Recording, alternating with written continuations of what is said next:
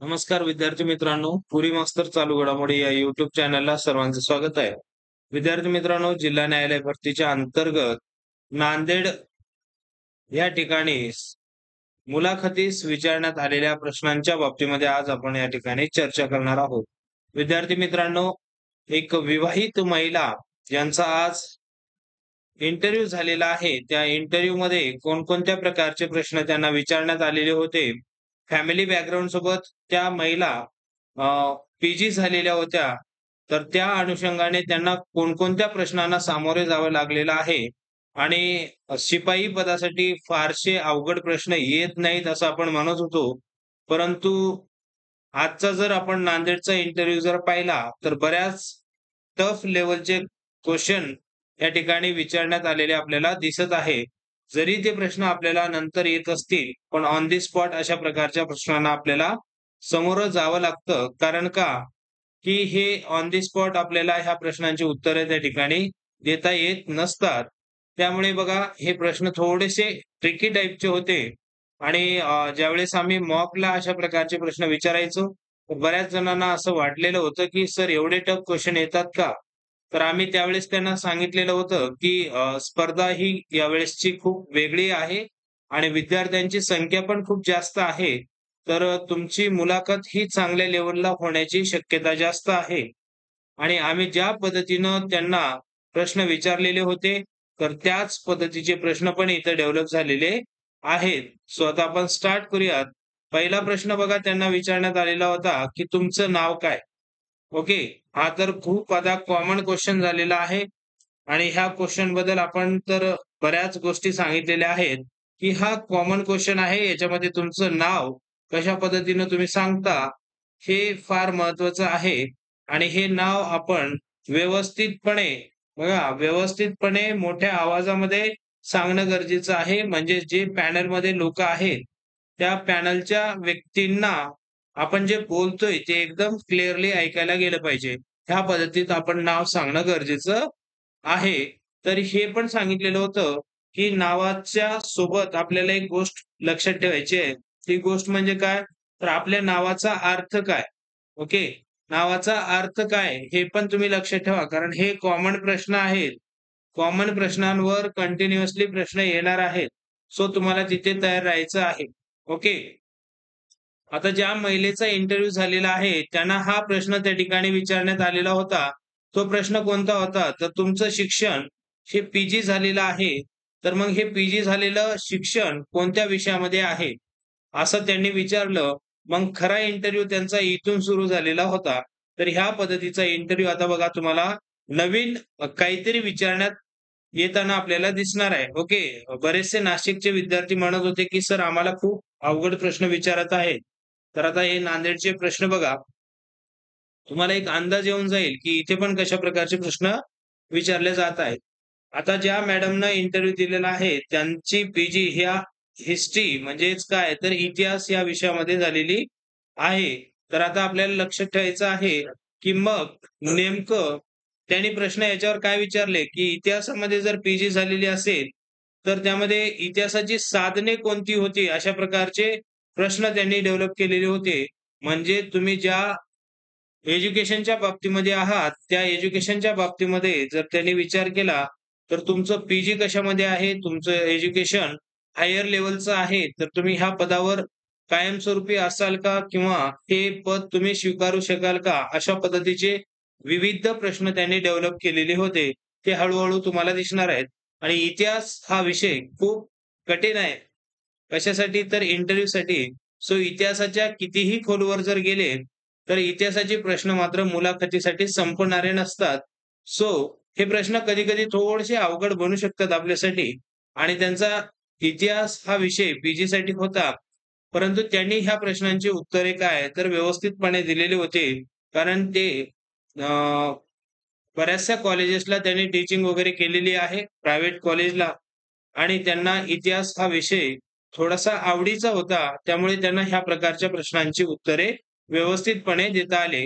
आता तुम्ही विचार करू शकता, की ह्या पी झालेल्या मॅडम पण त्या ठिकाणी होत्या आणि त्यांनी शिक्षण क्षेत्रामध्ये त्यांनी टीचिंग पण केलेली आहे. म्हणजे ही स्पर्धा सोपी नाहीये तुमच्यासाठी. ही गोष्ट तुम्हाला लक्षात ठेवायची आहे. ओके. त्यानंतरचा प्रश्न बघा त्यांना कशा पद्धतीनं विचारलेला होता. तर इतिहासामध्ये काळ्या पाण्याची शिक्षा कोणाकोणाला देण्यात आलेली होती? अशा प्रकारचे प्रश्न त्यांना विचारण्यात आलेले होते. आता सावरकरांना दिलेली होती सर्वांनाच माहिती आहे. ओके. त्यासोबतच त्यांनी अशा प्रकारचं उत्तर दिलं, की लोकमान्य टिळक यांना देखील काळ्या पाण्याची शिक्षा दिलेली होती. तर मग काळ्या पाण्याची शिक्षा दिल्यानंतर सावरकरांना कुठे दिलेली होती आणि लोकमान्य टिळकांना कुठे दिलेली होती, असा त्यांनी परत ह्या क्वेशनला दुसरा क्वेशन अटॅच करून त्याने विचारलेला होता. सो हे जर प्रश्न जर आपल्याला विचारताना दिसत असतील, तर आपल्याला ह्या पद्धतीच्या प्रश्नांना तयार राहणं गरजेचं आहे. ॲक्चुअलमध्ये हा इंटरव्ह्यू ह्या मॅडमनं ह्यांच्या नॉलेजच्या बेसिसकडे वळवलेला आहे. ओके. म्हणजे सपोज त्यांनी एक विषय घेतला, की इतिहास आणि इतिहासानंतर त्यांनी सांगितलं, की माझी ह्याच्यामध्ये पी-जी झालेली आहे आणि पी-जी झाल्यानंतर मग त्यांना असं सोपं झालं, जे इंटरव्ह्यू घेणार आहेत, त्यांना हे सोपं होऊन गेलं, की पुढे काय क्वेशन विचारायचे आहेत ते. ओके. सो ह्या पद्धतीनं आता तुम्हाला लक्षात ठेवायचं आहे. मग त्यांनी सावरकर आणि टिळक हे उत्तर दिल्यानंतर त्यांना कोणत्या तुरुंगात म्हणजे कोणत्या ठिकाणी त्यांना ह्या काळ्या पाण्याची शिक्षा दिलेली होती अशा प्रकारचा प्रश्न. ओके. सावरकरांच्या बाबतीमध्ये सर्वांनाच माहिती आहे. ओके. अंदमान या ठिकाणी आणि मंडालेच्या तुरुंगामध्ये लोकमान्य टिळकांना दिलेली होती अशा प्रकारचं उत्तर त्यांनी दिलेलं होतं. तर हे प्रश्न त्यांनी डेव्हलप केलेले आहेत. आता हे इंटरव्ह्यूसाठी जी-केचे प्रश्न येत आहेत आणि मला सकाळच्या व्हिडिओला एकाने कमेंट केलेली आहे, की "सर, इंटरव्ह्यूमध्ये जी-केचे क्वेशन का बरं येऊ शकतात?" त्या प्रश्नाचं उत्तर असं आहे, की इंटरव्ह्यू घेणारे ते व्यक्ती आहेत आणि त्यांना जर वाटलं जी-केचाच पूर्ण इंटरव्ह्यू झाला पाहिजे, तर ते जी-केचंच घेऊ शकतात. सपोज त्यांना जर असं वाटलं, की आता ह्यांचा इंटरव्ह्यू करंट बेसिसवर घ्यायचा आहे, तर ते करंट बेसिसवर घेऊ शकतात. त्यामध्ये आपला कुठलाही अधिकार नसतो. त्यांचा मूड ज्या पद्धतीचा आहे, त्यांना जे योग्य वाटते तशा प्रकारचे प्रश्न ते विचारू शकतात. Sorry friends. काही-काही व्यक्तींना तर फक्त नाव, गाव, फॅमिली बॅकग्राऊंड, त्याच्यानंतर घरचे काय करतात, त्याच्यानंतर काम करण्याची इच्छा आहे का, या पदाचे कर्तव्य काय, बस दॅट्स इट. अशा प्रकारचे क्वेशन विचारून त्यांना ठीक आहे तुम्ही येऊ शकतात किंवा तुम्ही जाऊ शकतात. अशा पद्धतीचे शब्द त्यांनी वापरलेले आहेत. ओके. तर ह्या गोष्टी आता तुम्हाला हळू लक्षात घ्यायच्या आहेत. ज्या विद्यार्थ्यांचा आता नांदेडसाठी इंटरव्ह्यू राहिलेला आहे, त्या विद्यार्थ्यांनी व्यवस्थितपणे त्या ठिकाणी प्रश्नांना सामोरे जायचं आहे. ओके. आता इतिहास मी म्हटलं, इतिहास म्हटल्यानंतर प्रश्नांना लिमिटेशन्स येत नाहीत. खूप सारे प्रश्न डेव्हलप होऊ शकतात. त्याच्यामध्ये तुमच्याही इतिहासाकडे ते वळू शकतात. एवढ्या इतिहासामध्ये काय आहे तर अ, का म्हणजे इतिहास इतका सखोल आहे. ओके. थोडक्यात सांगायचं झालं तर. त्याच्यानंतर बघा महात्मा गांधी राष्ट्रीय दृष्ट्या भारतात केव्हा आले होते? अशा पद्धतीचा प्रश्न होता. ओके. तर त्यांनी पण त्या प्रश्नाचं उत्तर व्यवस्थित दिलेलं होतं. तर 1915 9 जानेवारी 1915 ला ज्यावेळेस ते आलेले होते, तेव्हापासून आपण प्रवासी भारतीय दिवस हा 9 जानेवारीचा स्वीकारलेला आहे किंवा आपण तसं जाहीर केलेलं आहे. परंतु अ, ह्या प्रश्नाचं उत्तर त्यांनी थोड्याशा वेगळ्या प्रश्नामध्ये सॉरी ह्या प्रश्नाला त्यांनी वेगळ्या फॉर्मॅटमध्ये विचारण्याचा काय केलेला होता, तर प्रयत्न केलेला होता. सो तुम्हाला ह्या गोष्टी लक्षात ठेवणं गरजेचं आहे. आता राज सॉरी इथं राजकीय दृष्ट्या असा शब्द पाहिजे हां. राष्ट्रीय दृष्ट्या हे शब्द बघा थोडंसं इथं हा शब्द राजकीय दृष्ट्या असा त्याने विचारलेला होता. ओके. सो हे तुम्हाला लक्षात ठेवायचं आहे. त्यानंतर बघा, त्या विवाहित महिला असल्यामुळे त्यांना अशा प्रकारचा प्रश्न विचारलेला होता, की तुमचे मिस्टर काय करतात? ओके. तुमचे मिस्टर काय करतात? अशा पद्धतीचा प्रश्न त्यांना विचारलेला होता. मग तर हा प्रश्न त्यांच्यासाठी थोडासा ईझी गेलेला असणार आहे आणि त्यांचे मिस्टर जे काही करतात, त्यांनी त्या इंटरव्ह्यूमध्ये त्यांनी सांगितलेलं असेल.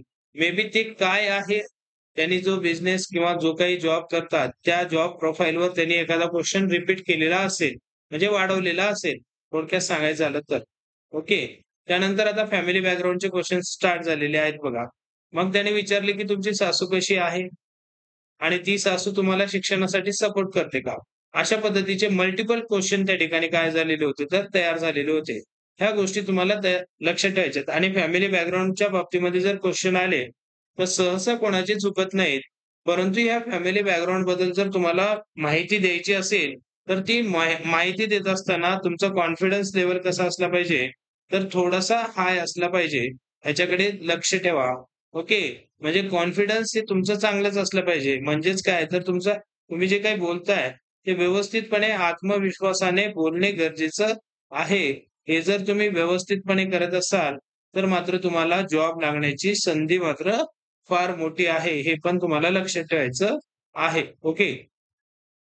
आणि बघा त्यांनी त्यांच्या जॉब प्रोफाइलवर पण क्वेशन विचारला, की त्या मॅडम लेक्चरशिप करायच्या प्रायव्हेट बेसिसवर. तर त्यांना अशा पद्धतीचा क्वेशन पण त्याने विचारलेला होता, की तुम्ही लेक्चरशिप केलात किंवा केलेले होतात, तर हा जॉब कराल का? ओके. आता त्या लेक्चरशिपच्या बेसिसवर त्याने महिन्याला किती सॅलरी वगैरे कमवतात, याचा एक त्यांनी अंदाज लावलेला असणार आहे आणि तो अंदाज लावून त्याने अशा प्रकारचा प्रश्न डेव्हलप केलेला असणार आहे, की तुम्ही हा जॉब करसाल का? तर ह्या प्रश्नाचं उत्तर तर करणार आहे. अशा पद्धतीनंच येणं गरजेचं आहे. कारण जॉब जर करायचा नसला असता, तर आपण त्या ठिकाणी त्या इंटरव्ह्यूसाठी का गेलो नसतो. कारण आपल्याला जर परीक्षाच द्यायची असेल, तर लेखी झाल्यानंतर आपला आणि त्या परीक्षेचा संबंध संपला. अशा पद्धतीचं त्याचं मेन्शन करता आलं असतं. परंतु त्या तिथपर्यंत गेलेल्या आहेत. याचा अर्थ काय? तर हे ते ह्या ज्या विवाहित महिला आहेत, त्या जॉब करणार आहेत, म्हणून तर तिथपर्यंत गेलेल्या आहेत. अशा पद्धतीचं ॲन्सर देणं अपेक्षित होतं आणि हे त्यांनी व्यवस्थितपणे दिलेलं असणार आहे. ओके. सो जे विद्यार्थी आपल्याकडे मॉकसाठी आलेले होते, ते सर्वच विद्यार्थी व्यवस्थितरित्या मॉक वगैरे देत आहेत. ओके. त्यानंतर बघा मित्रांनो, फॅमिली रिलेटेड बरेचसे क्वेशन त्यांना विचारलेले होते. अशा पद्धतीचा त्यांनी मला दिलेली माहिती. ओके. त्यानंतर बघा त्यांचा इंटरव्ह्यू जवळ-जवळ 7 ते 8 मिनिटापर्यंत चाललेला होता. ओके. 7 ते 8 मिनिटापर्यंत त्यांचा इंटरव्ह्यू चाललेला होता. हे पण तुम्हाला लक्षात ठेवायचं आहे. ओके. आता बघा तुम्हाला बरेच जण ते पॅनलमधील मेंबर काय विचारत आहेत, की तुमचा छंद कोणता आहे? तर तुम्ही छंद हा वाचण्याच्या बाबतीमध्ये सांगू नका, असं एक माझं पर्सनल ओपिनियन असणार आहे. कारण का, तुम्ही जर छंद त्यांना वाचण्याचा सांगितला, तर त्यांच्याकडे सोर्सेस भरपूर असतात. ओके. नेमकं काय वाचलं, पेपर वाचला का? अशा पद्धतीचे इथून प्रश्न ते विचारू शकतात. तर छंदच्या बाबतीमध्ये मी थोडंसं ॲडव्हाइस करेन तुम्हाला. एकतर तुम्ही पर्यटनास जाणे, ओके. म्हणजे फिरायला आवडते थोडक्यामध्ये. म्हणजे सांगायचं झालं तर प्रवास करायला आवडते. त्या पद्धतीचं सांगू शकता. नेमके कुठे जर गेलेले आहेत का असा प्रश्न रिपीट केला त्यांनी किंवा याला अटॅच जर केलेला असेल, तर तुम्ही सांगू शकता एखाद्या पर्यटनाचं ठिकाण ज्याबद्दल तुम्हाला जास्तीची माहिती आहे. तर त्या पद्धतीच्या ठिकाणाला तुम्ही व्यवस्थित हँडल करू शकाल. ओके. त्यानंतर बघा एका विद्यार्थ्यानं सांगितलं, की "सर जर मेन्शन केलं तुम्ही, की व्यायाम करायला आवडते." ओके. व्यायाम करायला आवडते. तर ही पण एक चांगली गोष्ट आहे. तर याचा पण छंद आहे. तर याच्यावर त्यांना काही जास्त प्रश्न विचारता येणार नाहीत असा त्यांचा अंदाज होता. परंतु त्यांना विचारता येऊ शकते बरंच काही. आणि तुम्ही जर हे सांगितलात तर हे पण चांगलं होईल. पण प्रवास माझ्या मते तर बेस्ट असेल तुमच्यासाठी एक ऑप्शन. ओके. सो ह्या पद्धतीच्या प्रश्नांना आता तुम्हाला तयार राहायचं आहे. कधी कशा प्रकारचे प्रश्न येतील हे तुम्हाला लक्षात नाही. पण तुमचा टाईम लक्षात ठेवा 7-8 मिनिटापर्यंत काय आहे तर तुमचा इंटरव्ह्यू चालणार आहे. Okay friends. सो ज्या विद्यार्थ्यांना इतर माहिती पाहिजे आहे त्या सर्व विद्यार्थ्यांनी पुरी मास्तर चालू घडामोडी या टेलिग्राम चॅनलला जॉइन व्हायचं आहे. ओके. चला तर मित्रांनो आता आपण थांबूयात. ओके. ज्या मुलांचा इंटरव्ह्यू राहिलेला आहे, ज्या मुलींचा इंटरव्ह्यू राहिलेला आहे, त्या सर्वांनाच पुरी मास्तर चालू घडामोडी व आपले आदरणीय पवन देशपांडे सर यांच्याकडून खूप खूप शुभेच्छा. ऑल द बेस्ट आणि व्यवस्थितपणे इंटरव्ह्यू द्या. कुठल्याही प्रकारचं टेन्शन किंवा कुठल्याही प्रकारची मनामध्ये भीती बाळगू नका आणि व्यवस्थितपणे इंटरव्ह्यू द्यायला शिका. ओके म्हणजे द्या. ओके. आणि व्यवस्थितपणे तुम्ही इंटरव्ह्यू देसाल. ओके, चलो बाय फ्रेंड्स, गुड नाइट।